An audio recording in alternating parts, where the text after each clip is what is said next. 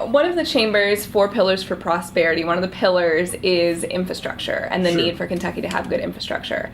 Water and wastewater infrastructure needs over the next 20 years, according to data, totals around $15 billion. So what role is Kentucky American Water playing in ensuring those needs are met? Well, a couple of things. First of all, water and wastewater infrastructure needs is a major issue nationally. The American Water, the American Society of Civil Engineers says that we're going to need about $1 trillion over the next 20 years to replace water and wastewater infrastructure. And you're absolutely correct. Kentucky's not immune to that challenge. We have about $15 billion of that $1 trillion challenge in the state of Kentucky. So Kentucky American, being part of the American Water family, we really invest somewhere around $25 to $35 million a year on infrastructure improvements in our water and wastewater systems. And it's an ongoing challenge, and we continue to try to find ways to address that water for our customers that we currently have, but also throughout the state of Kentucky. And we're looking at different legislative initiatives, as well as looking at proposing some type of infrastructure surcharge so that we could align our customers' needs with some type of recovery mechanism. So we're also in the process of proposing that. So we're just trying to find a way to increase the investment in the Commonwealth. Now, you talked about kind of an ongoing investment and an ongoing effort. What kind of improvements have already been made in central Kentucky and other areas of the state? And are there any areas that are kind of being left behind? Sure. Yeah, unfortunately, there are some areas been left behind. But for us, I've been in Kentucky now for about 20 years. I'm a Kentucky native. I've moved around the country, but back in Kentucky. Central Kentucky was not immune to the infrastructure challenge. There were many summers here in Lexington that we were in drought conditions. Fortunately, for the last 4 or 5 years, it's been wet. But at that time, we would have quite a bit of challenge here, and we would have people on restrictions. We really stress conservation for all of our customers all the time, year-round. But at that time, we had car washes that were shut down, landscape companies that couldn't do work because we didn't have enough water supply. So it was a major project, about 2 decades old project that we embarked upon. In 2010, we built a new $160 million treatment plant that sits up in Owen County on the Kentucky River. It has addressed the water supply needs in central Kentucky.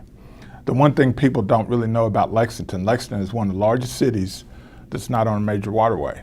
So with the growth that has occurred around Lexington and central Kentucky, where a lot of our customers are, although we serve 14 counties, it's been a major issue. So we took on that project, and it was very contentious because, quite frankly, just like everywhere in America, people don't want to pay for those infrastructure investments. But I can assure you that was a smart decision. I'm proud of a company for making that hard, tough decision for the best public interest. As far as the other parts of Kentucky, rural Kentucky is very challenging.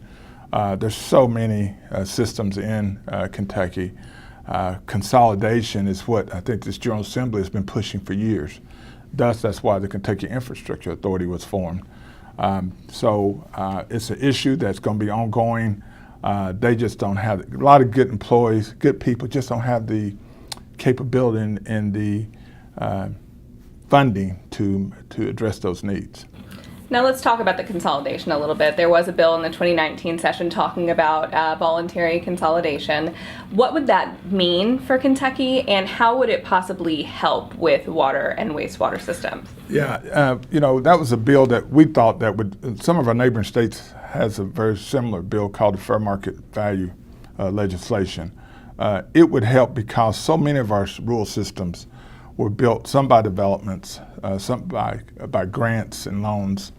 When you're a private company like ourselves, and we really promote consolidation, and so does, I think, our Public Service Commission. I think the General Assembly would like to see more of these systems consolidated.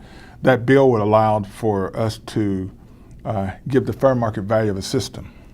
It's no different than you having a house and say, what is it appraised at? So that system was a voluntary process that would allow systems to really get an appraisal on their system, and then let the interested buyer, interested seller kind of negotiate at a fair market value price. Unfortunately, that bill did not pass this session. It's something I can see coming back because it leaves us somewhat as competitive at disadvantage the state of Kentucky and the Commonwealth. Our neighboring states have that, and we really get more consolidation throughout the state of Kentucky and address some of the issues in these rural communities. And so you do feel it could help some of these troubled systems? Sure. Yeah, I think just educating and understanding the troubled systems, if they could understand that it really was voluntary, it gives them a chance to really get a fair price for their system. Like I said, no different selling your home. And it will then free up funds for that community to address some of the challenges they have with new schools, new streets and roads in those communities, the pension crisis. So those communities, it's another source of funding for them that they could address some of the other things. So we think it lines really well with some of the challenges we have in the Commonwealth. So this legislation is bigger than just water and wastewater infrastructure. It frees up some funding if you can get a private company like ourselves to provide that funding for that asset, that mayor or that county judge executive in that community then could turn that over and reinvest it in community needs. So from the business community's perspective, infrastructure on all fronts is incredibly important for Sure. not only retaining but also attracting businesses to come to Kentucky. Sure. Throughout your career, what kind of economic impact, either positive or negative, have you seen when it comes to water and wastewater? Because it's something that we deal with every day, but a lot of people don't think about as much as their roads or bridges. Sure. And you're absolutely right. People don't think about it. You know, most customers, when they think about water, they get up in the middle of the night, turn on their faucet, never turn on the light, knowing it's going to be there in quality and quantity every single time. That's our charge as a water purveyor. And wastewater, same way, you just assume it's always going to be there. So when you think about economic development, no business is going to relocate to a community without making sure they have adequate infrastructure. Because when a business decides to relocate a new facility, and this is all around economic development, they're looking for a community that has room to grow and expand that facility.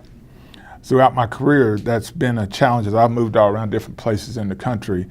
The water supply is the #1 issue around economic growth, making sure you have something available. When we built the new treatment plant here, that was really key for us. And you think about where we are today in Central Kentucky without that water supply issue addressed. Toyota has expanded several times and taken on additional product lines. It's because we've addressed that water supply issue. That would not have been capable. We hadn't made that hard decision back some years ago. So the economic engine, as we attract businesses, not just here, but anywhere in Kentucky, has the water infrastructure needs is going to be very important for us. So whether a company wants to move to Eastern Kentucky, Western Kentucky, Central Kentucky, you have to have the infrastructure needs addressed. And it's not only just for the economic benefit of that business, but also to attract employees to come and want to live and work in that community. They really want to make sure that you've had that issue addressed. So kind of just going off of that same type of idea with the fact that people don't often think about water and wastewater in particular, it's just something that's already done for them. Like you said, Sure. They turn on the tap and it's good to go. What do you want people to really understand about water and wastewater in Kentucky and the needs and also what goes into the whole process as well? Sure. Well, you know, a lot of people think about water and you really got to think about the value of water, right? It's your average water bill for us is somewhere around $32 a month. We've worked hard over the last decade to keep it somewhere around there, so we've created a lot of efficiencies. But people think water's free. Some people do because it flows in the river. But there's a treatment process and cleaning the water and disinfecting it and getting it ready, getting it back to your tap. There's a process for that. But you think we all who exercise or whatever the case may be, we pick up bottled water, which is, most of the time it's over $1 a bottle. And you think about a gallon of water versus less than a penny a gallon. Less than a penny a gallon, so it really is a value. It's our cheapest utility. When you think about our cell phone bills or our electric or gas, you think about where water is really a cheap product, and it's the only product that we ingest. Think about it, it's the only utility that you ingest. So we got to get it right 100% of the times. So you got to have the right chemist, the right biologist to make sure that happens. Again, I think it's something that we take for granted in this country. And if you think about nationally, some of the challenges that have been going on, like Flint, Michigan, where a lot of good residents in that community that are paying a certain price for their water, but they have water that's not safe to drink for their kids. And then you come to our own state of Kentucky. There's been a lot of articles around the state of Kentucky, particularly in the eastern part of Kentucky, where a lot of good folks live, but just don't have safe and adequate water supply. So I would like for the public to understand, you know, it really is a great value, but you really got to invest. And the thing that makes it really challenging for our public to understand, because so much of our infrastructure is buried, it's underground. And politically, a lot of times, folks don't want to invest in buried infrastructure because they want to cut a ribbon for a new building, a new library. But if you don't do the things that we do every single day to continue to invest the $25 to $35 million that we invest annually in the system, you'll have major infrastructure issues. So if you really think about the value of water, less than a penny a gallon is what we serve our customers at.